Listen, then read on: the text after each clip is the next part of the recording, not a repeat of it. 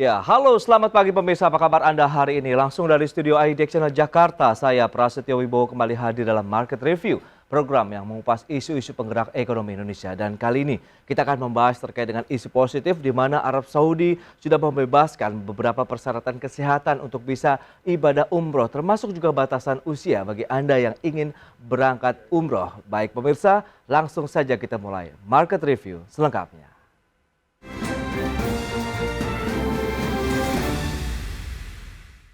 Ya, pemerintah Arab Saudi akan menghapus sejumlah persyaratan untuk dapat melaksanakan ibadah umroh dan penghapusan tersebut dilakukan untuk mempermudah umat muslim Indonesia yang berencana untuk beribadah umroh ke Tanah Suci.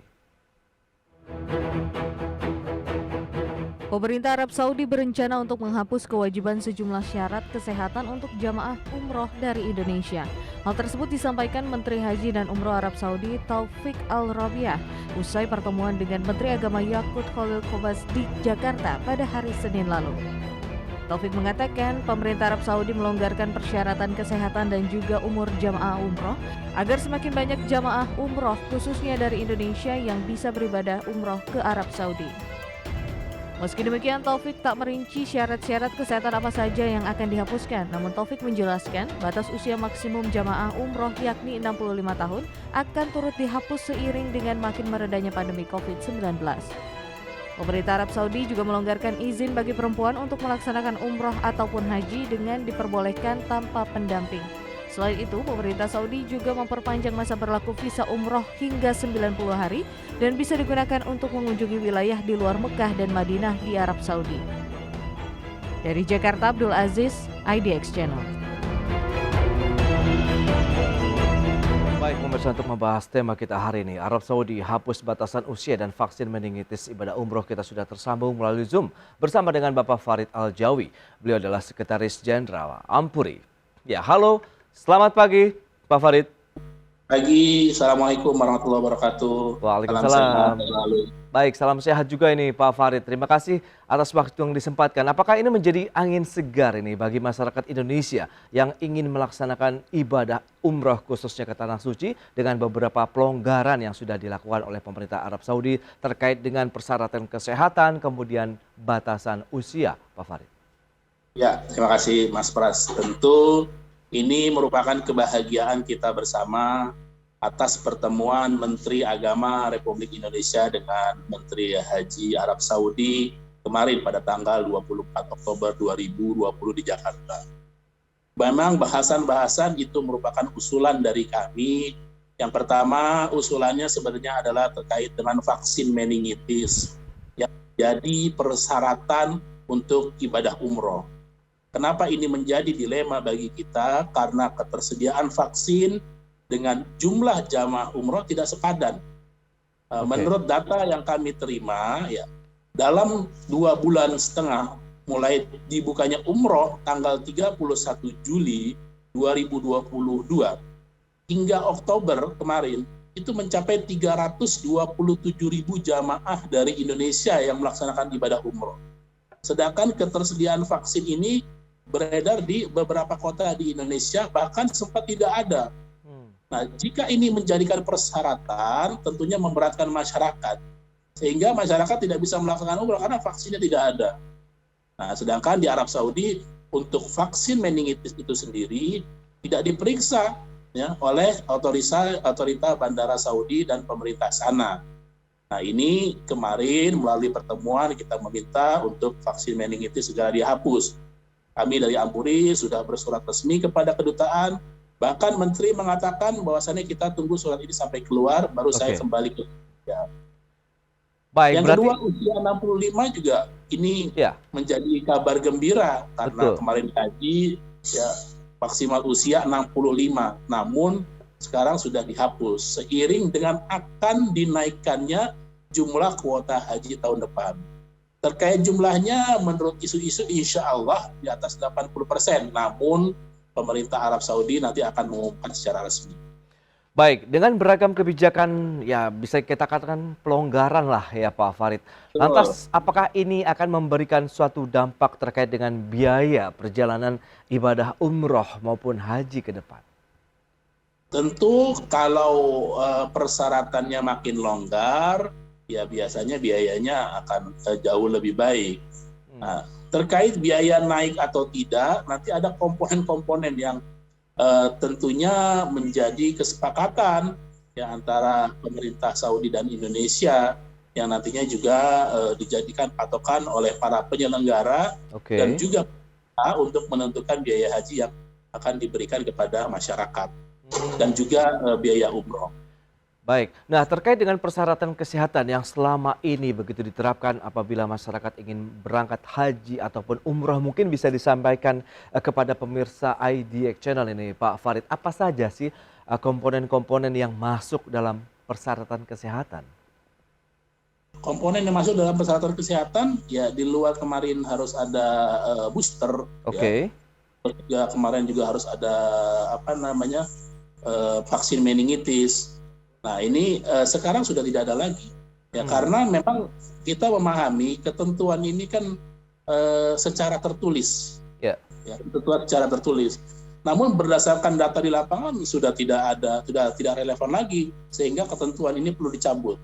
Ada satu hal yang memang kita tidak bisa pungkiri bahwasanya kadang-kadang pemerintah Saudi ini memang menulis ketentuan disebarkan kepada beberapa negara di berbagai negara di dunia sesuai dengan kebutuhannya. Namun ketentuan ini tidak dicabut dengan surat lagi.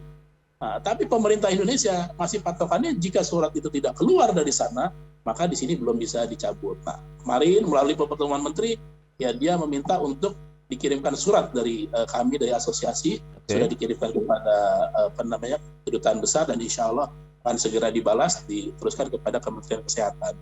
Nah, ketentuan-ketentuan ini yang kadang-kadang membuat kami ya, secara teknis di lapangan agak sulit. Namun kemarin kebahagiaan bagi kami menterinya bicara langsung di publik dengan pemerintah Indonesia, tentunya ini juga direspon oleh seluruh masyarakat yang ada di Indonesia dan penyelenggara haji begitu. Oke. Nah, lantas bagaimana strategi ataupun langkah-langkah yang akan ditempuh berikutnya nih oleh teman-teman anggota Ampuri menyikapi adanya kebijakan baru ini Pak Farid? Ya tentunya langkah kita makin lebih baik ya. Lebih baik, kita menata lebih baik lagi dalam rangka penyelenggaraan ibadah umroh dan haji. Saya rasa ini minatnya begitu tinggi ya masyarakat Indonesia, perlu peran pemerintah untuk menata. Apalagi ya sekarang kita sama-sama ketahui bahwasannya akses untuk direct B2C ini sudah mulai digulirkan oleh pemerintah Arab Saudi. Walaupun belum secara resmi dan pemerintah Indonesia masih belum memberikan jawaban. Tentunya ya kami mengingatkan juga kepada semua pihak, terutama pemerintah Arab Saudi, untuk menghormati ya kebijakan yang ada di Indonesia, yaitu salah satunya semua masyarakat yang akan melaksanakan ibadah umroh ya, harus melalui penyelenggara umroh yang berizin. Sehingga pemerintah Arab Saudi dan pemerintah Indonesia berkomunikasi dengan kami ya sebagai asosiasi untuk bisa menegakkan ketentuan yang ada di Indonesia. Baik, mungkin bisa disampaikan juga terkait dengan kondisi yang ada. Kalau bicara mengenai adanya kesepakatan bahwa mereka ataupun masyarakat yang ingin berangkat ibadah haji ataupun umroh melalui penyelenggara yang legal begitu yang sudah terverifikasi oleh pemerintah sendiri, apakah selama ini masih ada yang memberangkatkan dari penyelenggara haji umroh yang tidak terdaftar misalnya? Betul, masih ada dan jumlahnya masih banyak. Wow, oke. Ya, masih ada dan ini menjadi PR tersendiri. Ya, dibuktikan dengan jika ada permasalahan di Arab Saudi, ya, kait dengan jamaah sakit, ya, jamaah terlantar tidak dapat hotel, begitu di cross check ternyata penyelenggaranya ini tidak memiliki izin. Ya. Sedangkan perintah dalam hal ini Kementerian Agama mengawasi hanya yang berizin. Nah, dari mana mereka mendapatkan visa? Ya mereka kalau mendapatkan visa ya karena kelonggaran kebijakan pemerintah Arab Saudi dan juga kelonggaran kebijakan mungkin pemerintah Indonesia yang semua orang bisa beli tiket, semua orang bisa ambil visa, sehingga siapapun yang mengatasnamakan kelompok apapun mereka bisa berangkat tanpa memiliki izin. Nah, ini menjadi PR kita bersama.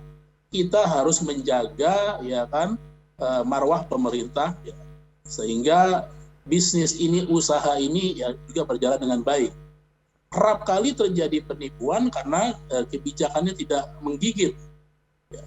Siapapun bisa. Nah, ini juga perlu komunikasi, bahasa kami mungkin juga perlu sinergi kebijakan, harmonisasi kebijakan. Ya, sehingga bisa fokus ke masyarakat dan masyarakat bisa terlindungi begitu.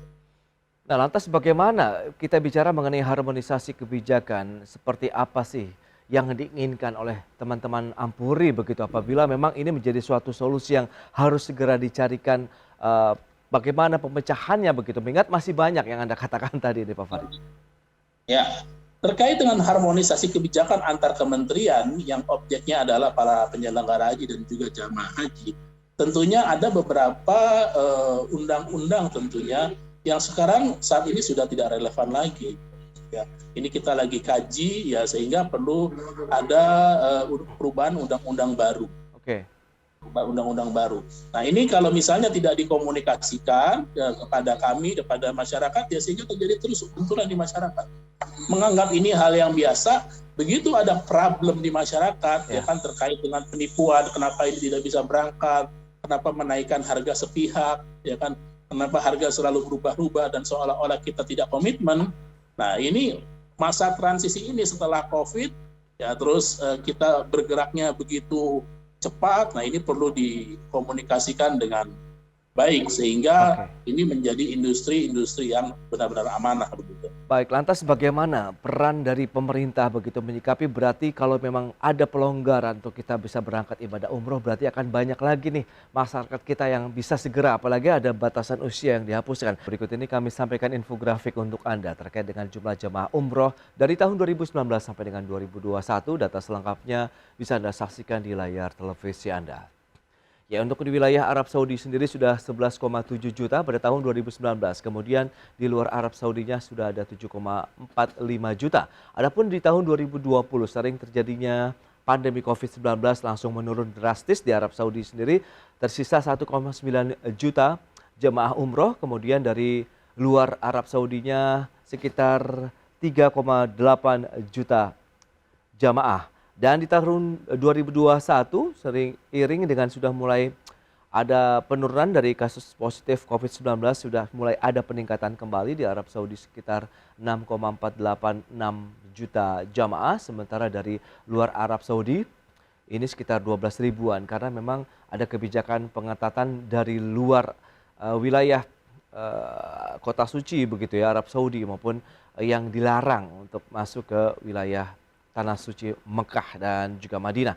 Kemudian kita lihat dari persyaratan jamaah umroh, ini sebelum adanya pelonggaran ya, memang ada batasan usia harus di bawah 65 tahun, kemudian sudah mendapatkan vaksin COVID-19 dosis lengkap yang diakui oleh WHO, kemudian sudah mendapatkan vaksin meningitis dan melampirkan hasil PCR negatif maksimal 3 kali 24 jam. Sementara memiliki sertifikat internasional Arab Saudi, ini KSA Tawakalna yang dibuat melalui aplikasi Peduli Lindungi. Baik, kita akan lanjutkan kembali perbincangan bersama dengan Bapak Farid Al-Jawi, Sekjen Ampuri. Ya, Pak Farid, ini data yang menarik kalau kita cermati, memang perkembangannya COVID-19 ini membuat jumlah penurunan yang sangat drastis ya, ibadah umroh maupun haji ke Tanah Suci. Lantas bagaimana perkembangannya sejauh ini? Apakah peningkatannya setelah terbendung dalam 2 tahun terakhir melonjak luar biasa atau bagaimana Pak Farid? Iya, jadi setelah terbendung 2 tahun COVID pada tanggal 20 Februari 2020 ya. Terus dibuka kembali 1 November 2020, ditutup kembali 21 Februari 2022 ya. Dibuka kembali 7 Januari 2022. Ya, berdasarkan jumlah itu tanggungan pemerintah masyarakat ya, dalam hal ini adalah penyelenggara sekitar 50.000. Namun data yang kita terima ya sampai dengan sebelum pelaksanaan ibadah haji kemarin di 2022 ya, itu sudah mencapai 210.000 jamaah. Artinya ini peningkatan yang signifikan di atas rata-rata kalau dibandingkan dengan jumlah bulannya. Namun yang lebih mencengangkan lagi ya, setelah ibadah haji selesai ya dimulai tanggal 31 Juli kemarin hingga 2 minggu kemarin mencapai 327.000 jamaah dari Indonesia. Ini juga sangat luar biasa ya, karena demand-nya begitu tinggi mengakibatkan harga naik. Terutama adalah penerbangan yang kenaikannya mencapai sekitar 15-20%, bukan hanya satu penerbangan, beberapa penerbangan. Sehingga kita perlu menganggarkan lagi dan berkomunikasi dengan jamaah terkait dengan kenaikan harga tersebut. Oke, dengan kondisi saat ini sebenarnya apa yang menjadi tantangan yang dihadapi teman-teman Ampuri begitu ya, apabila ingin memberangkatkan ibadah umroh? Apakah juga harga tiket masih menjadi kendala mengingat kemarin ada kenaikan dari harga bahan bakar afturnya sendiri, atau ada hal lain ini Pak Farid? Ya, yang menjadi kendala menurut kami adalah terkait dengan kebijakan ya, yang sekarang sudah clear, yaitu vaksin meningitis, karena ketersediaan itu sudah bisa clear. Yang kedua adalah kenaikan harga pesawat. Kita sudah berkomunikasi kepada beberapa pimpinan penerbangan dan kita sudah meyakinkan jika harga aftur turun, kita juga minta turun. Ternyata ya begitu harga aftur ini kan fluktuatif, ternyata ya angkanya juga masih tinggi. Baik. Namun kita melihat di November ini agak ada sedikit penurunan jamaah dikarenakan mereka berlomba-lomba berangkat dalam 2 bulan, 3 bulan awal sejak dibuka.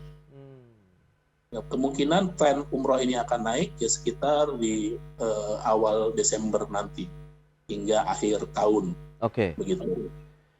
Nah, terkait dengan batasan usia ini yang sudah tidak ada lagi begitu, sebelumnya 65 tahun. Apakah ini juga menjadi suatu hal yang ya kita tahu masyarakat mereka yang berusia 65 tahun ke atas sebenarnya masih ada keinginan untuk ibadah umroh begitu Pak Farid. Lantas apakah ini menjadi suatu peluang yang harus segera di-grab nih oleh teman-teman Ampuri, namun harus tetap tersedia nih, baik dari sisi tiket pesawatnya, kemudian kuotanya bagaimana Pak Farid?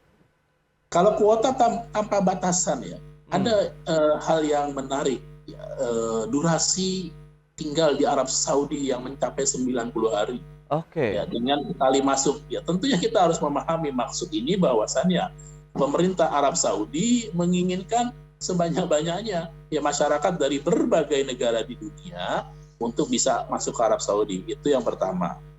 Yang kedua, ya dengan dibukanya wisata ya, Arab Saudi melalui Saudi Tourism Authority di berbagai kota di Arab Saudi, harapannya para peziarah ini nantinya juga bisa menikmati wisata yang ada di Arab Saudi. Bukan hanya di Jeddah, ya Mekah dan Medina. Ada seperti di Al-Baha, di Abha, di Taif, di Turaif, Wadi Dawasir, ya, di Nejran dan Damam. Nah, kota-kota ini memang juga memiliki beberapa kota wisata yang pemerintah Arab Saudi sudah mengklaim ini wisata yang bisa dikunjungi ya selain umroh. Tentunya ketentuan ini yang nantinya juga sudah diperlonggar, nanti skema-skemanya akan diatur oleh pemerintah Arab Saudi. Baik, nah kalau kita bicara mengenai tadi yang belum tuntas adalah perlu ada payung hukum yang lebih kuat ini. Seperti apa sih yang diinginkan oleh teman-teman Ampuri terkait dengan penyelenggaraan ibadah umroh maupun haji di tanah air? Kami sudah berkomunikasi dengan pemerintah Indonesia tentunya ya. Kebijakan pemerintah Arab Saudi terkait umroh dan haji, apapun itu kita tidak bisa cegah. Karena kebijakan itu berlaku untuk berbagai negara di dunia dengan ketentuan-ketentuan tertentu. Namun kita, masyarakat Indonesia sebagai penyumbang jamaah haji nomor 1 di dunia, serta penyumbang umroh nomor 2 di dunia, bahkan sekarang menjadi nomor 1, harusnya punya bargaining. Yes. Ya. Dengan kebijakan yang kita buat sendiri, memprotek, memayungi ya masyarakat Indonesia. Nah, kebijakan ini ya harus kita buat, kita ramu sehingga semua yang keluar ke Arab Saudi dengan menggunakan visa umroh atau untuk melaksanakan visa umroh bisa terlindungi dengan ketentuan yang ada di Indonesia. Karena sekarang eranya sudah bebas. Kalau kita tidak bisa membatasi, tidak bisa membuat ketentuan, habis mereka masuk. Kita menjadi budak di negara kita sendiri. Oke, ya Pak Farid, kalau kita bicara mengenai memang ini suatu hal yang perlu juga dilindungi adalah jemaah haji umroh begitu bagi masyarakat Indonesia yang mereka berangkat menuju Arab Saudi begitu atau ke tanah suci baik Mekah maupun juga Madinah. Apa yang sebenarnya perlu segera juga dicarikan solusinya mengingat berarti masih ada celah juga yang harus segera ditutup ini Pak Farid. Betul. Banyak celah yang harus ditutup, terutama di last point keberangkatan akhir di bandara. Oke.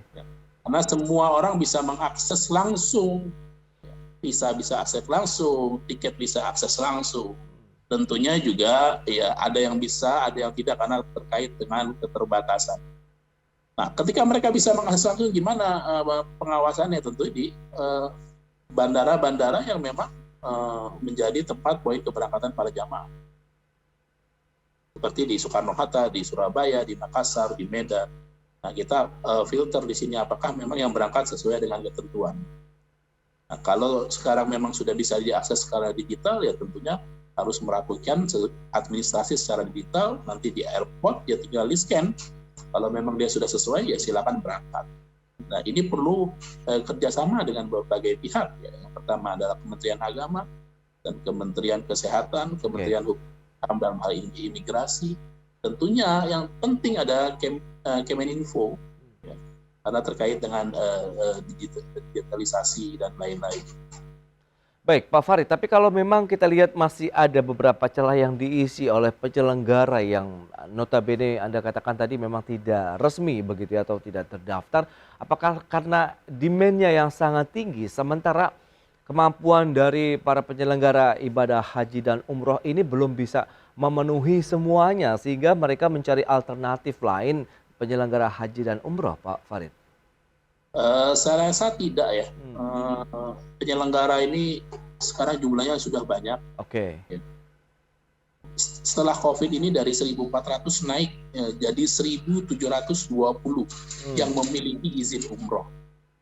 Nah, dari 1.700 ini pemerintah mempermudah semuanya untuk bisa memiliki izin umroh. Tentunya yang tidak memiliki izin segera mengurus administrasi ketentuannya agar bisa memiliki izin. Sehingga masyarakat bisa terlindungi ya tadi baik di Indonesia maupun di Arab Saudi. Ada satu hal yang mungkin tidak juga bisa dilakukan secara digital, yaitu adalah bimbingan. Nah, tentunya bimbingan ini juga nanti bisa meminimais permasalahan-permasalahan komunikasi-komunikasi yang tidak bisa dilakukan secara digital. Begitu. Nah, ini masih perlu perannya kami sebagai penyelenggara dan perannya pemerintah sebagai pembuat kebijakan. Tentunya menurut analisa kami ini akan berjalan secara B2C yang mungkin 10-15%. Nah, selanjutnya tentu untuk penyelenggaraan ibadah dan umroh dan haji masih tetap berkiblat kepada penyelenggara yang memiliki izin dari pemerintah. Oke. Nah, kalau kita bicara mengenai ketentuan dan persyaratan yang memang harus diajukan begitu, apakah memang cukup sulit berliku atau mungkin biayanya cukup mahal? Seperti apa ini yang bisa Anda sampaikan? Itu ada tahapan-tahapan yang mulai dari dia memiliki travel agent sehingga ada persyaratan harus 2 tahun sebagai penyelenggara travel, baru ada persyaratan lagi bank garansi. Persyaratan-persyaratan ini saya rasa persyaratan-persyaratan yang normal yang harus buat oleh sebuah perusahaan. Sehingga perusahaan ini tertib secara administrasi, tertib secara keuangan, tertib secara pengelolaan dan berpengalaman tentunya. Sehingga tidak ada lagi penipuan atau kesalahan pengelolaan jika dia sudah memiliki izin. Karena memang sudah dikontrol dengan persyaratan-persyaratan yang tentunya dalam setiap 2 tahun itu akan direview. Gitu. Oke, perlu ada sanksi tidak bagi mereka agent ataupun travel begitu yang tidak resmi tapi ikut memberikan suatu perjalanan ibadah umroh ataupun haji? Kalau penyelenggara resmi diatur dalam Undang-Undang Nomor 8 tahun 2019 terkait dengan pelaksanaan ibadah haji dan umroh. Namun yang tidak resmi tidak diatur oleh undang-undang. Tentunya kami tidak menghukumi kalau tidak diatur oleh undang-undang berarti bukan ranah kami, itu ranahnya adalah ranah kepolisian, ya kan? karena tidak dibenarkan juga yang tidak memiliki izin untuk menerima dana dari masyarakat, ya kan? Bagaimana lembaga keuangan? Ya. Kalau mereka bisa mudah menerima dana dari masyarakat, tentunya begitu ada problem siapa yang mau tanggung jawab? Karena secara ketentuan tidak memenuhi persyaratan begitu. Baik, baik. Berarti memang itu dia satu hal yang mungkin harus segera dituntaskan adalah bagaimana menangani ya penyelenggara ibadah haji umroh yang tidak resmi sehingga tidak bersinggungan secara langsung ya terhadap penyelenggara haji dan umroh yang resmi yang sudah dilindungi secara langsung oleh undang-undang di dalam negeri. Baik, Pak Farid, Satu hal terima lagi, Mas, ya. ada tambahan. Silakan. Bahwa pemerintah dalam hari ini Kementerian Agama per 1 November besok yang memberikan pengumuman secara resmi kepada seluruh masyarakat dan penyelenggara untuk tidak memfasilitasi penyelenggara yang tidak berizin. Oh, baik. Jika memfasilitasi, maka akan ada ketentuan sanksi kepada yang berizin. Dan yang tidak berizin ya tentunya akan diserahkan ke kepolisian dan tidak diberangkatkan, dan itu suratnya resmi sudah diedarkan kepada masyarakat. Artinya masyarakat juga supaya paham, bukan berarti nanti ada kendala di lapangan seolah-olah menghalangi orang ibadah karena penyelenggaranya tidak sesuai dengan ketentuan. Baik, itu dia, nanti tinggal ditunggu sosialisasi juga nih dari teman-teman Ampuri ya nanti kepada masyarakat calon jemaah haji ataupun umroh begitu, sehingga tahu begitu dengan detail aturan yang berlaku dan bagaimana dan harus kemana mereka bisa menggunakan travel agent untuk perjalanan haji dan umroh. Pak Farid, terima kasih banyak atas waktu dan sharing yang Anda berikan. Selamat melanjutkan aktivitas Anda kembali. Salam sehat. Salam sehat.